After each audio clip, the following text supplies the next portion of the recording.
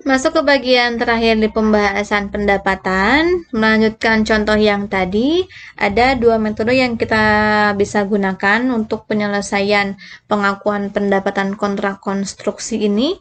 Yang pertama, berdasarkan metode persentase penyelesaian, bahwa kita mengakui adanya pendapatan HPP itu berdasarkan tingkat persentase si penjual menyelesaikan tugasnya. Di sini tahun 2010 ada harga kontraknya senilai 4.500.000. Begitupun juga 2011 kontraknya 4,5 sama sesuai dengan harga kontrak yang tercantum di surat kontrak. Lalu di tahun 2010 ada jumlah biaya yang sudah digunakan sampai tahun tersebut, itu kan masing-masing 1 juta. Dari data yang di sini perkiraan biaya penyelesaian biaya yang digunakan sampai tahun 2010, 11 dan 12 datanya yang ini. Lalu berarti kan estimasi cost untuk menyelesaikan itu sisa dari si harga kontraknya.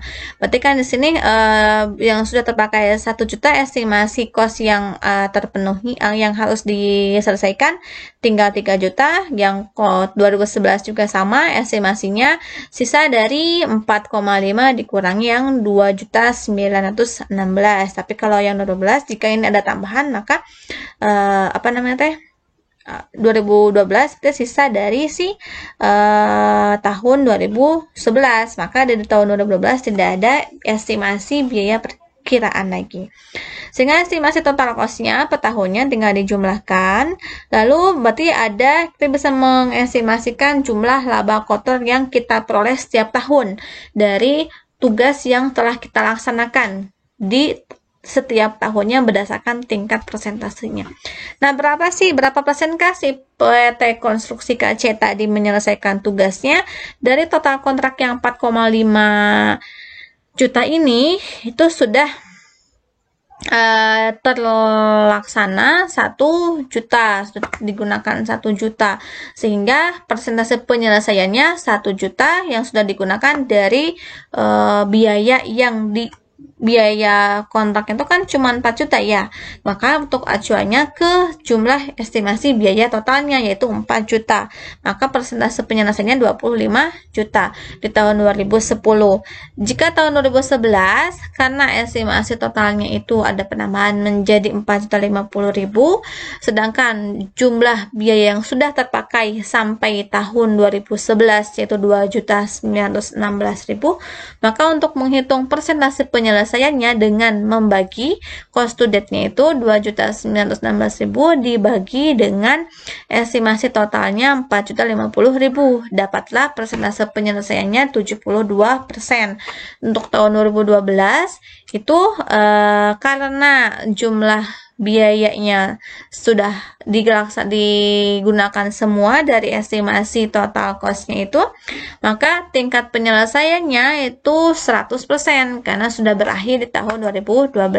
Nah, untuk jurnal umum pada saat pengakuan setiap tahunnya, yang pertama ketika kita mengakui adanya biaya yang sudah digunakan, itu kan construction in process-nya itu adanya di debit, di kreditnya ada pengurangan biaya material, adanya pengeluaran kas kita, bisa saja kita melaksanakan hutang. Itu kan di sini ada material cash atau payable-nya senilai 1 juta sesuai dengan jumlah biaya sesuai dengan jumlah cost to date-nya atau biaya yang dikeluarkan sampai dengan tahun tersebut. Nah, tahun 2011 biayanya itu yang sudah digunakan 2.916.000 itu kan sampai dengan, berarti biaya bersih yang digunakan 2011 saja bukan 2 juta, melainkan hanya 1.916.000 karena yang 1 jutanya itu biaya yang digunakan tahun sebelumnya yaitu tahun 2010. Maka untuk tahun 2011 jurnal pengakuan construction in process-nya itu hanya 1.916.000 dari 2 juta karena yang 1 jutanya sudah digunakan di tahun 2010. Begitupun juga yang tahun 2012 karena di sini cost to date-nya atau biaya yang digunakan sampai dengan tahun 2012 4.050.000, maka yang 4.050.000 ini dikurangi dikurangi dengan 2.916.000, diperolehlah angka 1.134.000.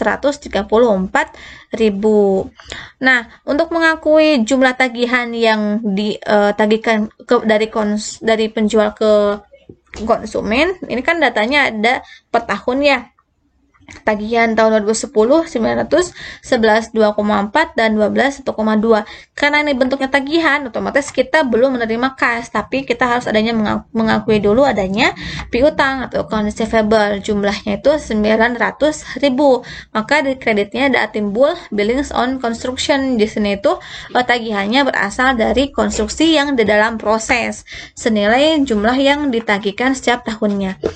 Nah, untuk melaporkan jumlah kas yang diterima dari pembeli, ya, bentar ya. Di sini ada keterangan jumlah kas yang diterimanya tahun 2010 hanya 750.000, 2011 1,750 dan tahun 2012 2 juta. Berarti di sini ada penerimaan cash dan pengurangan account receivable-nya sesuai dengan nilai yang tercantum atau senilai kas yang diterima setiap tahunnya. Nah, ini perhitungan laba kotor untuk percentage computation yang tadi berdasarkan metode tingkat persentase penyelesaiannya. Di sini tahun 2010 revenue-nya 1.125.000. Dari mana? Dari total kontraknya kan 4,5 juta dikalikan dengan tingkat penyelesaian 25%, dapat 1,125. Sedangkan cost yang digunakannya itu sebesar 1 juta. Maka diperolehlah gross profit-nya 125.000. Sehingga untuk pengakuan di tahun 2010 sesuai dengan yang dihitung tadi. Untuk revenue-nya 1.125.000, cost-nya 1 juta dan gross profit-nya 125.000. Tahun 2011 jumlah pendapatannya kan penyelesaiannya itu 72%.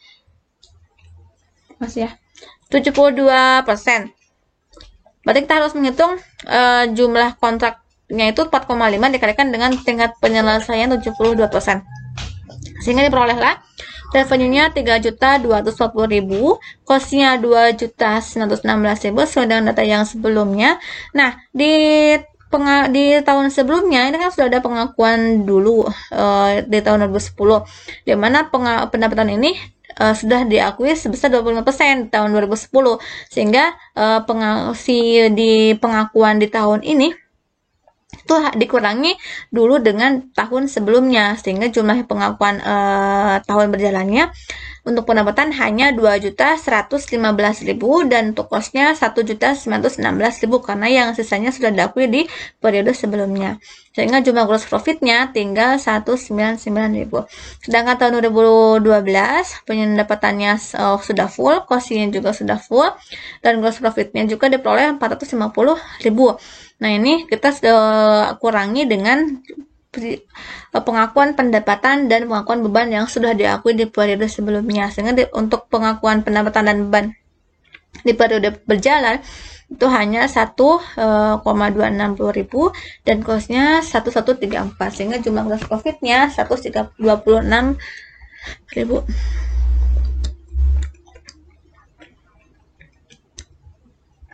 Untuk pengakuan laba, untuk pengakuan pendapatan yang tadi itu kan setiap tahun untuk tahun 2010 ada 1.125.000.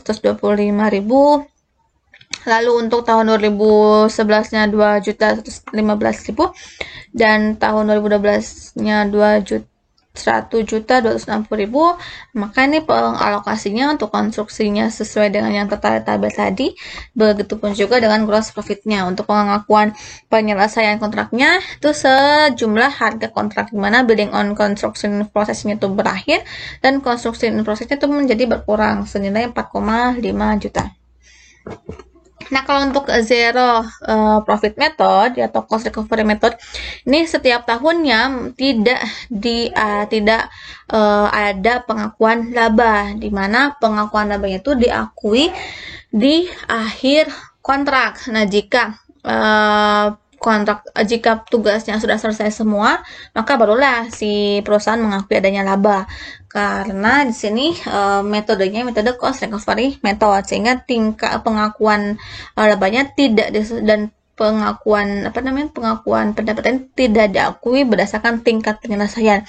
Untuk yang zero profit ini harga jualnya sesuai dengan biaya yang dikeluarkan, namun pengakuan labanya nanti itu akan besar di tahun akhir 2012. Untuk prosesnya juga sama seperti yang percentage computation. Untuk revenue-nya, kalau untuk zero profit, revenue-nya itu tidak dikalikan dengan persentase penyelesaian karena bukan menggunakan metode itu.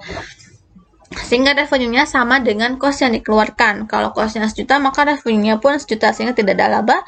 Begitupun tahun 2011 tidak ada laba. Sedangkan tahun 2012 kita langsung saja mengurangkan jumlah revenue sesuai harga kontraknya 4.500.000 dikurangi dengan biaya untuk kontraknya itu 4.050.000, sehingga gross profit yang diakui senilai 450.000.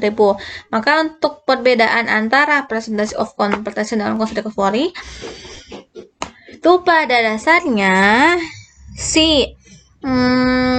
total laba yang diperoleh oleh si perusahaan konstruksi tetap sama jumlahnya 450.000, tapi bedanya kalau percentage of compensation itu perolehan labanya itu berbeda-beda setiap tahun. Jadi ada pengakuan laba dari setiap progresnya, tapi kalau untuk cost recovery si laba itu diakumulasikan nanti di akhir tahun kontrak. Untuk pengungkapannya, untuk kontraktor harus melaporkan penghasilan yang diakui pada satu periode, metode yang digunakan apa, tingkat penyelesaian tentunya berapa. Kalau menggunakan tingkat penyelesaian, kalau tidak, maka tidak perlu diungkapkan. Untuk yang kedua, untuk konstruksi dan proses, jumlah biaya yang sudah dikeluarkannya berapa, laba yang dapatnya berapa, jumlah kas yang terima berapa, dan jumlah yang belum terimanya berapa, serta adanya aset atau kewajiban yang berhubungan dengan kontrak tersebut. Ya, demikian yang bisa saya sampaikan di video kali ini. Terima kasih. Assalamualaikum warahmatullahi wabarakatuh.